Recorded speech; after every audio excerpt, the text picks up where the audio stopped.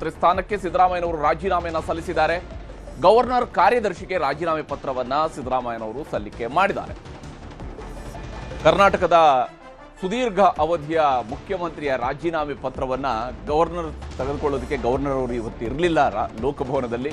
ಹೀಗಾಗಿ ರಾಜ್ಯಪಾಲರ ಕಾರ್ಯದರ್ಶಿಯವರಿಗೆ ಸಿಎಂ ಸಿದ್ದರಾಮಯ್ಯನವರು ತಮ್ಮ ರಾಜೀನಾಮೆ ಪತ್ರವನ್ನ ಹಸ್ತಾಂತರಿಸಿದ್ದಾರೆ. ಆ ಮೂಲಕ ಮುಂದಿನ ಮುಖ್ಯಮಂತ್ರಿ ಆಯ್ಕೆ ಪ್ರಕ್ರಿಯೆಗೆ ಅನುವು ಮಾಡಿಕೊಟ್ಟಿದ್ದಾರೆ. ತಮ್ಮ ಹುದ್ದೆಗೆ ಸಿದ್ದರಾಮಯ್ಯನವರು ರಾಜೀನಾಮೆ ಸಲ್ಲಿಸಿ ಆಗಿದೆ.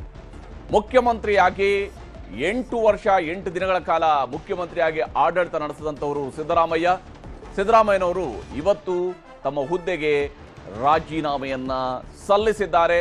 ಕರ್ನಾಟಕದ ಮುಖ್ಯಮಂತ್ರಿ ಸ್ಥಾನಕ್ಕೆ ಸಿದ್ದರಾಮಯ್ಯನವರ ರಾಜೀನಾಮೆ ಸಲ್ಲಿಕೆ ಆಗಿದೆ.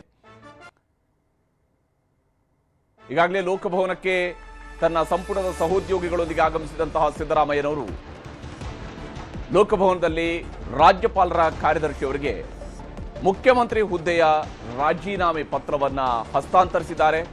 2013ರಿಂದ 18ರ ನಡುವೆ ಆಡಳಿತ ನಡೆಸಿದಾಗ ಸಂಪುಟಕ್ಕೆ ಅವರು ಪುನರ್ರಚನೆಯನ್ನು ಮಾಡಿದ್ರು. ಈ ಬಾರಿ ಸಂಪುಟಕ್ಕೆ ಪುನರ್ರಚನೆ ಅನ್ನೋದಕ್ಕಿಂತ ಹೆಚ್ಚಾಗಿ ಮುಖ್ಯಮಂತ್ರಿ ಸಮೇತವಾದಂತಹ ಹೊಸ ಸಂಪುಟದ ರಚನೆ ಆಗ್ತಾ ಇದೆ. ಮಧ್ಯಂತರ ಕಾಲದಲ್ಲಿ ಮುಂದಿನ 2 ವರ್ಷಗಳ ಆಳ್ವಿಕೆ ಬಾಕಿ ಇರುವಾಗ ಹೊಸ ಮುಖ್ಯಮಂತ್ರಿ ಮತ್ತು ಹೊಸ ಸಂಪುಟದ ರಚನೆ ಆಗುತ್ತೆ. ಸಿದ್ದರಾಮಯ್ಯನವರ ರಾಜೀನಾಮೆ ಸಲ್ಲಿಕೆಯಾಗಿದೆ.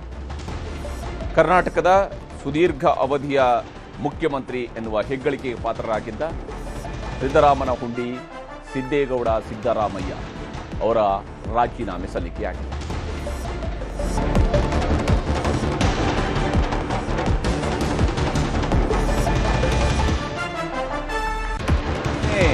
ರಾಜೀನಾಮೆ ಪತ್ರವನ್ನ ಸಿದ್ದರಾಮಯ್ಯನವರು ಸಲ್ಲಿಕೆ ಮಾಡಿದ್ದಾರೆ. ಆದರೆ ಇಲ್ಲಿ ರಾಜೀನಾಮೆ ಪತ್ರವನ್ನ ಸ್ವೀಕರಿಸುವಂತಹ ಅಧಿಕಾರ ಇರುವಂಥದ್ದು ರಾಜ್ಯಪಾಲರಿಗೆ ಮಾತ್ರ. ರಾಜ್ಯಪಾಲರ ಕಾರ್ಯದರ್ಶಿಯವರಿಗೂ ಕೂಡ ಇದರಲ್ಲಿ ಸಲ್ಲಿಕೆಗೆ ಅವಕಾಶಗಳು ಇರೋದಿಲ್ಲ. ಯಾಕಂದರೆ ತಾಂತ್ರಿಕವಾಗಿ ಇದನ್ನು ನೋಡಬೇಕು ಮತ್ತು ಸಾಂವಿಧಾನಿಕವಾಗಿ ಇದನ್ನು ನೋಡಬೇಕು. ಸಾಂವಿಧಾನಿಕವಾಗಿ ನೋಡಿದಾಗ ಆಡಳಿತದ ಮುಖ್ಯಸ್ಥರಾಗಿರುವಂಥವರು ಮುಖ್ಯಮಂತ್ರಿ, ಆದರೆ ರಾಜ್ಯಾಂಗದ ಮುಖ್ಯಸ್ಥರಾಗಿರುವಂಥವರು ರಾಜ್ಯಪಾಲರ ಅಡಿಯಲ್ಲಿ ಕಾರ್ಯನಿರ್ವಹಿಸುವಂತಹ ಮುಖ್ಯಮಂತ್ರಿಯವರು ತಮ್ಮ ರಾಜೀನಾಮೆಯನ್ನು ನೇರವಾಗಿ ರಾಜ್ಯಪಾಲರಿಗೆ ಹಸ್ತಾಂತರ ಮಾಡಬೇಕಾಗತ್ತೆ. ಹೀಗಾಗಿ ಇಲ್ಲಿರುವಂತಹ ತಾಂತ್ರಿಕ ಅಂಶಗಳನ್ನು ಗಮನಿಸಬೇಕು. ಏನು ಮಾಡ್ತಾರೆ ಅನ್ನೋದನ್ನ ನೋಡಬೇಕಾಗಿದೆ. ಈ ಲೋಕಭವನಕ್ಕೆ ಬಂದಂತಹ ಸಿದ್ದರಾಮಯ್ಯನವರು ವಾಪಸ್ ತೆರಳಿದ್ದಾರೆ. ರಾಜೀನಾಮೆ ಪತ್ರವನ್ನು ಅಲ್ಲಿ ಸಲ್ಲಿಕೆಯನ್ನ ಮಾಡಿದ್ದಾರೆ. ಆದರೆ ರಾಜೀನಾಮೆಯನ್ನ ಸ್ವೀಕರಿಸೋದಕ್ಕೆ ಕಾರ್ಯದರ್ಶಿಯವರು ನಿರಾಕರಿಸಿದ್ದಾರೆ. ಅಂದರೆ ರಾಜೀನಾಮೆಯನ್ನು ಸ್ವೀಕರಿಸೋದಕ್ಕೆ ಕಾರ್ಯದರ್ಶಿಯವರು ನಿರಾಕರಿಸಿದ್ದಾರೆ. ಇದು ತಾಂತ್ರಿಕ ಕಾರಣಗಳಿಗಾಗಿ. ಯಾಕಂದರೆ ಅವರಿಗೆ ಕಾರ್ಯದರ್ಶಿಯವರಿಗೆ ಸ್ವೀಕಾರ ಮಾಡುವಂತಹ ಅಧಿಕಾರ ಇರೋದಿಲ್ಲ, ಅಥವಾ ರಾಜ್ಯಪಾಲರ ಕಚೇರಿಯಲ್ಲಿ ಅದನ್ನು ಟಪಾಲ್ನಲ್ಲಿ ಹಾಕೋದಕ್ಕೆ ಅವಕಾಶ ಇಲ್ಲ. ಅದಕ್ಕೊಂದು ತಾಂತ್ರಿಕವಾದಂತಹ ಮತ್ತು ಸಾಂವಿಧಾನಿಕವಾದಂತಹ ವಿಚಾರಗಳಿದ್ದಾವೆ. ಇಲ್ಲಿ ಸಾಂವಿಧಾನಿಕವಾಗಿಯೂ ಕೂಡ ಅಷ್ಟೇ ಮುಖ್ಯಮಂತ್ರಿಯವರ ರಾಜೀನಾಮೆ ನೇರವಾಗಿ ರಾಜ್ಯಪಾಲರಿಗೆ ಸಲ್ಲಿಕೆ ಆಗಬೇಕು. ರಾಜ್ಯಪಾಲರು ಮುಖ್ಯಮಂತ್ರಿಯವರು ಸ್ವ ಇಚ್ಛೆಯಿಂದ ಕೊಟ್ಟಿರುವಂತಹ ರಾಜೀನಾಮೆಯನ್ನು ಸ್ವೀಕರಿಸಬೇಕಾಗತ್ತೆ. ಇಲ್ಲಿ ರಾಜೀನಾಮೆಯ ಪತ್ರವನ್ನು ಸ್ವೀಕರಿಸೋದಕ್ಕೆ ಕಾರ್ಯದರ್ಶಿಯವರು ನಿರಾಕರಿಸಿದ್ದಾರೆ. ಹಾಗಾಗಿ ಸಿದ್ದರಾಮಯ್ಯನವರು ಈಗ ವಾಪಸ್ ಲೋಕಭವನದಿಂದ ಹೊರಟು ಮತ್ತೆ ತಮ್ಮ ನಿವಾಸದ ಕಡೆಗೆ ಹೊರಟಿದ್ದಾರೆ. ಸಿದ್ದರಾಮಯ್ಯನವರು ರಾಜೀನಾಮೆ ಇವತ್ತು ಮಾನಸಿಕವಾಗಿ ಅವರೀಗ ರಾಜೀನಾಮೆಯನ್ನು ಸಲ್ಲಿಕೆ ಮಾಡದಂತೇನೆ ಬಹುತೇಕ ಆಡಳಿತದ ವಿಚಾರದಲ್ಲೂ ಕೂಡ ಸಿದ್ದರಾಮಯ್ಯನವರು ರಾಜೀನಾಮೆಯನ್ನು ಸಲ್ಲಿಸಿದ ಸ್ವರೂಪದಲ್ಲಿ. ಆದರೆ ರಾಜೀನಾಮೆಯನ್ನು ಸ್ವೀಕರಿಸೋದಕ್ಕೆ ಅಲ್ಲಿ ರಾಜ್ಯಪಾಲರು ಇರಲಿಲ್ಲ. ಹೀಗಾಗಿ ವಾಪಸ್ ತೆರಳಿದ್ದಾರೆ ಸಿದ್ದರಾಮಯ್ಯನವರು. ಲೋಕಭವನದಿಂದ ವಾಪಸ್ ಈಗ ಹೋಗ್ತಾ ಇದ್ದಾರೆ. ವಾಪಸ್ ಅವರು ತೆರಳ್ತಾ ಇರುವಂತಹ ದೃಶ್ಯವನ್ನು ನೋಡ್ತಾ ಇದ್ದೀವಿ. ಅವರ ಆ ವಾಹನದಲ್ಲಿ ಅವರು ವಾಪಸ್ ತೆರಳಿದ್ದಾರೆ. ಅನೇಕ ನಾಯಕರುಗಳು ಬಂದಿದ್ದರು ಅಲ್ಲಿಗೆ, ಮಂತ್ರಿಗಳೆಲ್ಲರೂ ಬಂದಿದ್ದರು ಸಿದ್ದರಾಮಯ್ಯನವ್ರ ಜೊತೆಗೆ. ಸಿದ್ದರಾಮಯ್ಯನವರು ಇವತ್ತು ಅವರ ರಾಜೀನಾಮೆ ಅಂಗೀಕಾರವೂ ಕೂಡ ಆಗಲ್ಲ, ಸಲ್ಲಿಕೆಯೂ ಕೂಡ ಆಗಲ್ಲ.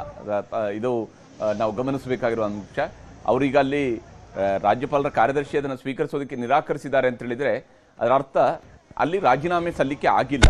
ರಾಜೀನಾಮೆಯನ್ನು ಅವರು ತಗೊಂಡು ಹೋಗಿದ್ದಾರೆ, ವಾಪಸ್ ಬಂದಿದ್ದಾರೆ. ಯಾಕಂದರೆ ಅಲ್ಲಿ ರಾಜ್ಯಪಾಲರು ಇರಲಿಲ್ಲ ಅಂತ ಹೇಳಿ. ರಾಜ್ಯಪಾಲರು ನಿನ್ನೆಯಷ್ಟೇ ಅವರು ಸಮಯವನ್ನು ಕೊಟ್ಟಿದ್ರು. ಆದರೆ ನಂತರ ಅನಿವಾರ್ಯ ಕಾರಣಕ್ಕಾಗಿ ಅವರು ಬೆಂಗಳೂರಿನಿಂದ ತೆರಳಿದ್ದಾರೆ. ಹೀಗಾಗಿ ರಾಜ್ಯಪಾಲರು ಇಲ್ಲದ ಕಾರಣಕ್ಕಾಗಿ ಸಿದ್ದರಾಮಯ್ಯನವರು ವಾಪಸ್ ಬಂದಿದ್ದಾರೆ.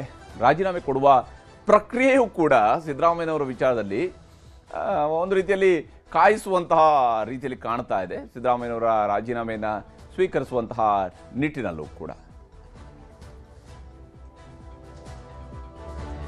ರಾಜೀನಾಮೆಯನ್ನು ಸ್ವೀಕರಿಸೋದಕ್ಕೆ ರಾಜೀನಾಮೆ ಪತ್ರವನ್ನು ಸ್ವೀಕರಿಸೋದಕ್ಕೆ ರಾಜ್ಯಪಾಲರ ಕಾರ್ಯದರ್ಶಿಯವರು ನಿರಾಕರಿಸಿದ್ದಾರೆ. ಯಾಕಂದರೆ ಅದು ರಾಜ್ಯಪಾಲರು ಆ ಹುದ್ದೆಯಲ್ಲಿ ಇದ್ದುಕೊಂಡು ಅವರು ಬೋಧಿಸಿರುವಂತಹ ರಾಜ್ಯಪಾಲರು ಬೋಧಿಸುವಂಥದ್ದು, ಪ್ರಮಾಣ ವಚನವನ್ನು ಬೋಧಿಸುವಂಥದ್ದು ರಾಜ್ಯಪಾಲರು, ಅವ್ರಿಗೇನೆ ಅದು ಸಲ್ಲಿಕೆ ಆಗಬೇಕಾಗತ್ತೆ, ಆ ರಾಜ್ಯಪಾಲರಿಗೇ ಸಲ್ಲಿಕೆ ಆಗಬೇಕಾಗತ್ತೆ. ಹೇಗೆ ಶಾಸಕರುಗಳು ತಮ್ಮ ರಾಜೀನಾಮೆ ಪತ್ರವನ್ನು ಸ್ಪೀಕರ್ ಅವರಿಗೇ ಸಲ್ಲಿಸಬೇಕು ಅಂತ ಇದೆಯೋ, ಅದೇ ಥರದಲ್ಲಿನೇ ಮುಖ್ಯಮಂತ್ರಿಯವರ ರಾಜೀನಾಮೆಯನ್ನು ರಾಜ್ಯಪಾಲರಿಗೆ ಸಲ್ಲಿಸಬೇಕಾಗತ್ತೆ. ರಾಜ್ಯಪಾಲರು ಅಲ್ಲಿ ಇರಲಿಲ್ಲ, ಹೀಗಾಗಿ ಸಿದ್ದರಾಮಯ್ಯನವರು ವಾಪಸ್ ಬಂದಿದ್ದಾರೆ. ಪಕ್ಷದ ಆದೇಶದ ಪ್ರಕಾರವಾಗಿಯೇ ಅವರು ರಾಜೀನಾಮೆಯನ್ನು ಕೊಡುವಂಥ ಉದ್ದೇಶದೊಂದಿಗೆ ಲೋಕಭವನಕ್ಕೆ ಹೋಗಿದ್ರು, ಆದರೆ ರಾಜ್ಯಪಾಲರಲ್ಲಿ ಇರಲಿಲ್ಲ. ವಾಪಸ್ ಬರ್ತಾ ಇದ್ದಾರೆ ಸಿದ್ದರಾಮಯ್ಯನವರು. ಅವರ ರಾಜೀನಾಮೆಯ ಸಲ್ಲಿಕೆ ಪ್ರಕ್ರಿಯೆ ಇನ್ನೂ ಬಹುಶಃ 1 ಅಥವಾ 2 ದಿವಸ ಮುಂದಕ್ಕೆ ಹೋಗ್ಬೋದು. ಯಾಕಂದರೆ ರಾಜ್ಯಪಾಲರು ಬಂದ ನಂತರ ಅಷ್ಟೇ ಲೋಕಭವನಕ್ಕೆ ಮತ್ತೊಮ್ಮೆ ಅವರು ಹೋಗಬೇಕಾಗತ್ತೆ, ಮತ್ತೆ ಅವರು ರಾಜೀನಾಮೆಯನ್ನು ಸಲ್ಲಿಸಬೇಕಾಗತ್ತೆ. ಸದ್ಯಕ್ಕಂತೂ ಸಿದ್ದರಾಮಯ್ಯನವರು ರಾಜೀನಾಮೆಯನ್ನು ಕೊಡುವ ಮುಹೂರ್ತ ಕೂಡಿ ಬಂದಿಲ್ಲ. ಸಿದ್ದರಾಮಯ್ಯನವರಿಗೆ ರಾಜೀನಾಮೆ ಕೊಡುವಂತಹ ಮುಹೂರ್ತ ಕೂಡಿ ಬಂದಿಲ್ಲ. ಹಾಗಾಗಿ ಸದ್ಯಕ್ಕೆ ಅವರು ಮುಖ್ಯಮಂತ್ರಿಯಾಗಿಯೇ ಮುಂದುವರಿತಾ ಇರ್ತಾರೆ. ಆದರೆ ಅದು ತಾಂತ್ರಿಕವಾಗಿ ಮಾತ್ರ ಮುಂದುವರಿಬಹುದು. ಬಹುತೇಕ ಅವರು ಮಾನಸಿಕವಾಗಿ ಆಲ್ರೆಡಿ